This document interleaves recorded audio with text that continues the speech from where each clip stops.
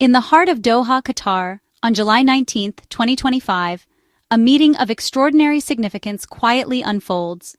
The city, known for its gleaming towers and bustling streets, now becomes the backdrop for a moment that could alter the course of history in the Middle East. For months, Gaza has been gripped by relentless war and unimaginable suffering. Streets once filled with laughter now echo with the sounds of loss and despair. The world has watched as families have been torn apart, homes reduced to rubble, and hope stretched to its breaking point. Inside a guarded conference room, senior Hamas officials sit across from Egyptian and Qatari mediators. The stakes are immense. They are not just negotiating a 60-day ceasefire, but the possibility of a new beginning, one that could halt the violence and open the door to peace. At the heart of the talks is the fate of Israeli hostages, men, women, and children whose families have endured endless nights of fear and uncertainty, clinging to the hope of reunion. Equally central is the demand for the release of Palestinian prisoners, many of whom have spent years behind bars. Their families, too, wait anxiously, hoping for the moment when loved ones will finally return home. The atmosphere is thick with tension and anticipation. Every gesture, every word is weighed carefully. The negotiators know that failure could mean more bloodshed, while success could save countless lives. The most contentious issue remains the prisoner list, deciding which Palestinian detainees Israel will agree to release. Each name carries a story, and each decision is fraught with political risk and deep emotional resonance. For both sides, these choices are not just political calculations, but matters of identity, justice, and national memory. The world outside waits, holding its breath as leaders weigh the cost of compromise.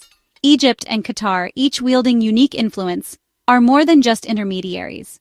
They are architects of this fragile process, using their leverage and relationships to bridge divides that have seemed insurmountable for decades. Across Israel, families of hostages gather, glued to their phones and television screens, desperate for any sign of progress. Their lives have been put on hold, suspended between hope and heartbreak. In Gaza, the humanitarian crisis deepens. Hospitals overflow, children line up for food, and aid workers struggle to meet overwhelming needs. For millions, the outcome of this meeting is a matter of survival. This gathering is about more than politics or power. It is about the lives shattered by conflict, the children who dream of peace, and the urgent responsibility to end the suffering that has gone on for far too long. The decisions made in this room will echo far beyond Doha, shaping the future of the region for years to come. The world waits, hoping that this time peace will finally have a chance. The road to Doha has been long and fraught with setbacks, marked by failed talks, dashed expectations, and the ever-present shadow of conflict. For years, the city has served as a crossroads for diplomacy, where hope and disappointment have often walked hand in hand. But now, a recent and unexpected shift in diplomacy has opened a narrow window for peace. Behind closed doors, negotiators are working tirelessly, aware that every moment counts and that the world is watching their every move. U.S. President Donald Trump's public optimism has added pressure, signaling that the world expects results. His administration's involvement has brought renewed attention and urgency, making it clear that failure is not an option this time. Over the past 2 weeks, Israeli and Hamas delegations have met 8 times, each session a careful dance of words and gestures. They've started by building trust on smaller, less contentious issues, laying the groundwork for the most difficult topics ahead, namely the prisoner list and the withdrawal of troops. The devastation of war is impossible to ignore. Images of destroyed neighborhoods, families displaced, and humanitarian workers risking their lives have fueled a global outcry. This suffering, combined with mounting pressure from regional powers, has forced all sides to the negotiating table, determined to find a way forward. This rare convergence of American engagement, regional mediation, and humanitarian urgency has brought negotiators to this critical moment.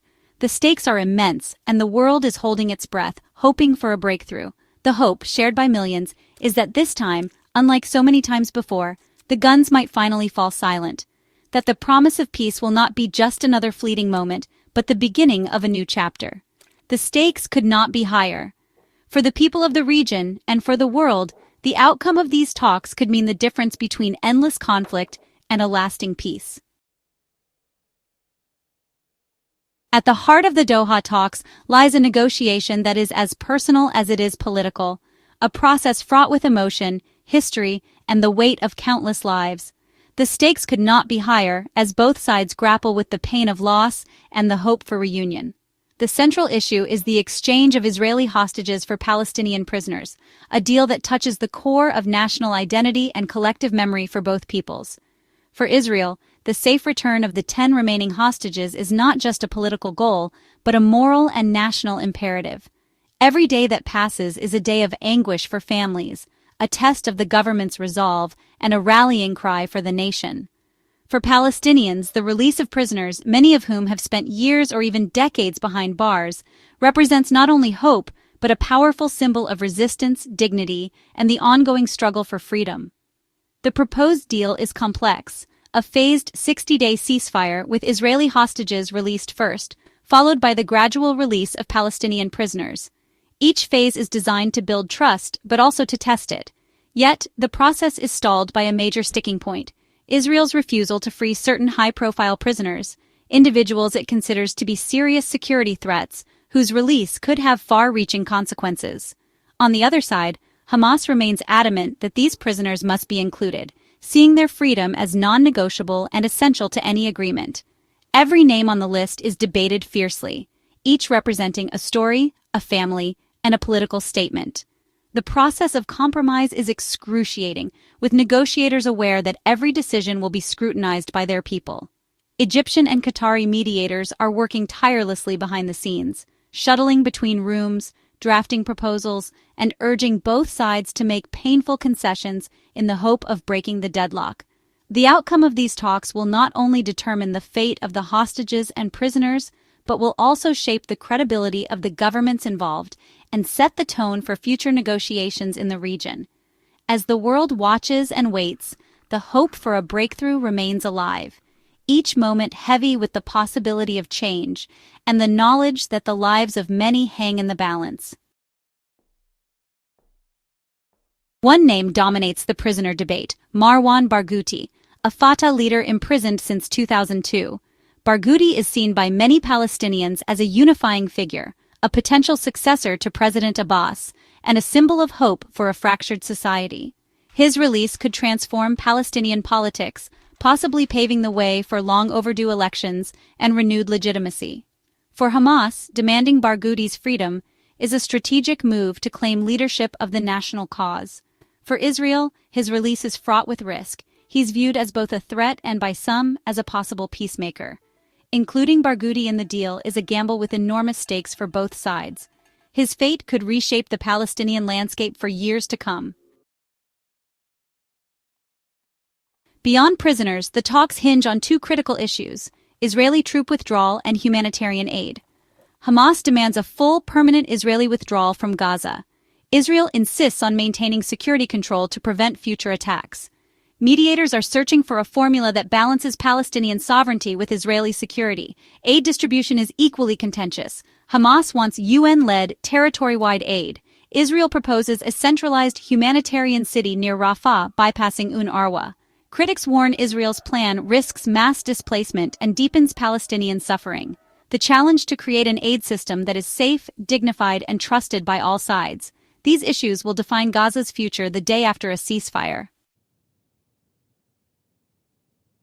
While leaders negotiate, Gaza's humanitarian crisis worsens by the hour. Famine looms as food, water, and medicine remain scarce. Infrastructure is in ruins. Aid distribution sites have become scenes of chaos and tragedy, with deadly incidents highlighting the system's failure. The international community, including the Arab League and human rights groups, condemns both Israeli restrictions and any plans for forced displacement. Before the war, 500 trucks entered Gaza daily. Now, only a fraction gets through, fueling hunger and disease. The urgency for a new, effective aid mechanism is a matter of life and death. The crisis on the ground adds immense pressure to reach a deal. For ordinary people, the Doha talks are about survival and hope. In Gaza, a ceasefire means an end to bombing, a chance to rebuild, and relief from hunger and fear. In Israel, it means the return of hostages and a return to normalcy for communities living under threat. Both sides yearn for dignity and agency. Palestinians want fair, safe aid. Israelis want to see their government protect its citizens. A breakthrough could restore faith, offer psychological relief, and open the door to healing. Even a temporary ceasefire can create space for new possibilities and human connection. The negotiations are about reclaiming the right to live in peace. The stakes are deeply personal for millions. As talks reach a climax, three outcomes are possible. The best case, a breakthrough, hostages freed, prisoners released, a 60-day ceasefire, and a surge of humanitarian aid, all overseen by international mediators. Implementation would be complex, requiring trust and constant verification. Failure would mean renewed war, more suffering, and a deepening humanitarian catastrophe. A partial deal could bring temporary relief but leave core issues unresolved, prolonging uncertainty and risk. The choices made now will shape the region's future for years. The world is watching, hoping for courage and compromise. The next hours are critical. The Doha meeting is more than diplomacy. It's a moral reckoning. The core issues, hostages, prisoners, troop withdrawal, and aid, are about recognizing shared humanity. True peace demands courage, compromise, and leadership willing to put people above politics. Failure will deepen catastrophe and sow seeds for future conflict. Success could offer a path to stability and hope. The world cannot afford to look away. The first step is a ceasefire that saves lives and restores dignity. The future of millions depends on the wisdom shown in Doha.